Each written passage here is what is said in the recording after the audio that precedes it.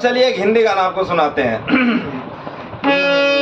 धीरे धीरे से मेरे जिंदगी में आना,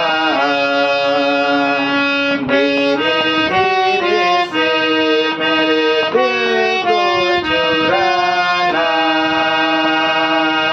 जब से तुझे देखा दिल को कहीं आराम नहीं, या तेरे सिवा मेरे होठों पे कोई नाम नहीं, धीरे धीरे से मेरे धीरे धीरे से मेरे जिंदगी में आना, धीरे धीरे से मेरे दिल को चुराना।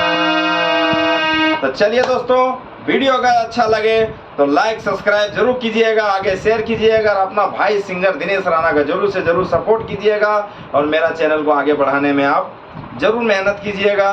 और भगवान से मनाएंगे आप सब अच्छे होंगे, आपके परिवार अच्छे होंगे।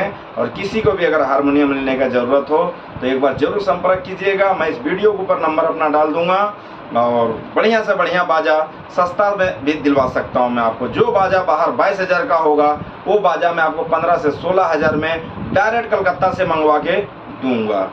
तो चलिए, नमस्कार, प्रणाम। छोटी मुंह बड़ी बात, कहीं कोई गलती हो तो अपना छोटा भाई, अपना छोटा बच्चा, अपना घर का बालक समझकर माफ़ कर दीजिएगा दोस्तों।